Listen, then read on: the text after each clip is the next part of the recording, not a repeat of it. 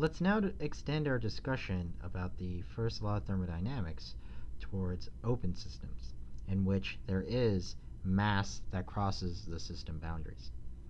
And so let's discuss the system that I have drawn here, where we have some sort of, tank that has an impeller in it with liquid stirring. And on the left side of the tank, we have some fluid entering in with a mass flow rate 1, a temperature 1, and a pressure 1. It goes in the tank, it gets mixed around, and then it exits the tank on the right-hand side with some mass flow rate 2, temperature 2, and pressure 2. And the temperature of the outlet stream is a little bit higher than the temperature of the inlet stream. But in order for the fluids to flow, the pressure on the inlet stream has to be higher than the pressure on the outlet, okay, in order for it to flow. And so here we've sort of talked about at least properties that one can measure, so some sort of physical properties. But another physical property that we also need to consider is the energy of the streams that are going into the system, out of the system, and also what the energy of the fluid within the system boundaries are as well. So energy 1, energy 2. And when we discuss our system, what we're going to be discussing is everything inside these blue lines. Okay? So that's going to be our system. To analyze this system, we should first start with a material balance. So with a material balance, we know that accumulation is equal to input minus output plus generation minus consumption. There's no reaction going on in our system. So that means this G minus C term is going to be equal to 0. Alright, at that point, we do know we have an inlet to our system. We do know there's an outlet. And in general, we do know that there may be some sort of accumulation going on in the system, depending on whether the inlet is greater than, less than, or equal to the outlet. Outlet. Okay? Alright, and so when we talk about accumulation, we could write it in terms of the derivative of the mass with respect to time. For the inlet into the system, that's going to be that m1 dot, and the outlet is going to be m2 dot. Therefore, from our material balance, we know that the dm dt is going to be equal to m1 minus m2. Okay? And so that's what the material balance simplifies down to for our system. But generally, if you're dealing with a system with many more flow streams, you could write your material balance as dm dt is equal to the summation from I1 equals 1 to however many streams there are, n. That's going to be equal to the summation of what I call alpha I, and then the mass flow rate, m sub I dot. And this alpha here, all this is a constant that determines the sign of the mass flow rate. And so if you're dealing with some sort of inlet stream, alpha is just going to be equal to positive 1. And if you're dealing with an outlet stream, alpha is going to be negative 1. And so this is consistent with our sign convention. If things are going into the system, they're positive. If they're leaving the system, they're negative. Alright, and so that was the material balance. Now that we have that in tow, we can move on to the energy balance. And since we saw from the material balance we're dealing with, a dm dt, or we're dealing with the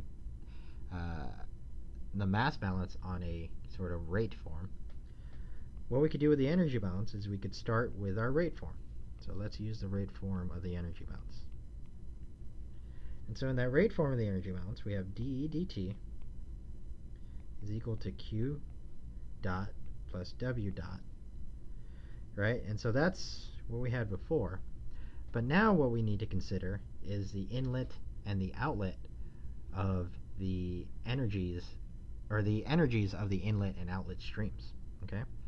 And so in our energy balance, we now need to add on a new term, which sort of looks like the material balance equation, but multiplied by that mass flow rate, we now need to add on some sort of specific energy term as well. Okay? As we know, energy can be split up into three contributions: the internal energy, the kinetic energy, and the potential energy. And so we could do the same thing here.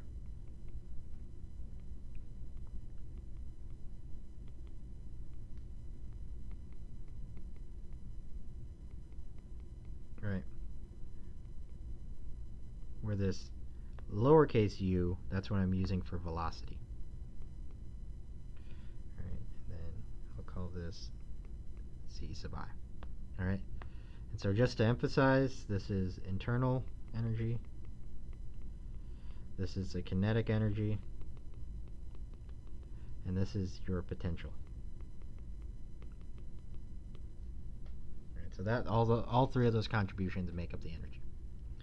Alright, so we have a form of the energy balance for the open system, but we could also play a few more tricks in order to simplify this equation down to make it easier to manipulate. Right? And so what we're going to do is we're going to remember that our work rate, our W dot here,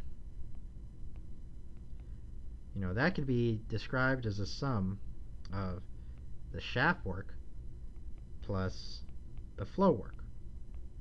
Right? If we look back at our system, with our fluids flowing in, they're being mixed, so that's why there's a shaft work term there. And they're also being pushed by the pressure, right? And so that's why we'll also need to consider the flow work of the system as well. And so our total work, our total W dot is shaft work plus flow work. And if we remember from the previous videos, we could also rewrite the flow work as this.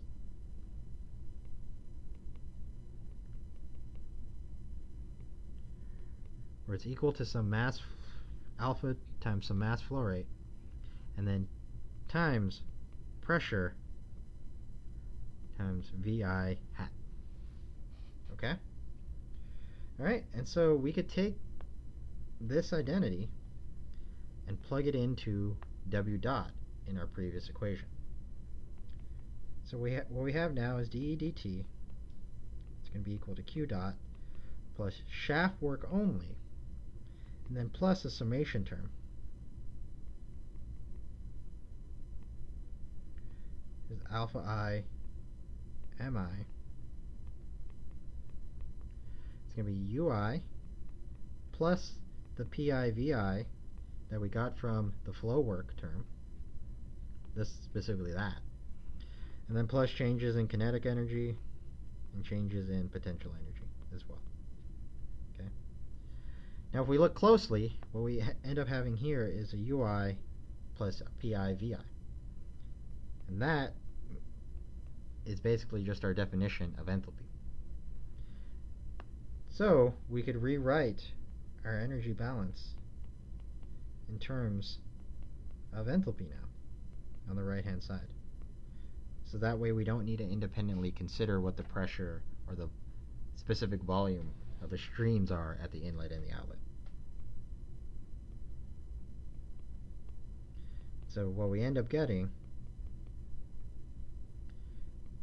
is now this equation with enthalpy built into it. Okay, so box this in. So what we have here is the energy balance for open systems. And so whenever you're dealing with an open system problem in this course, this is the energy balance that you should start with. Alright, one last thing I'll point out is if we're at steady state, that would mean that our dE dt is going to be equal to 0. Or otherwise, the energy within the system boundary lines, that energy is not changing.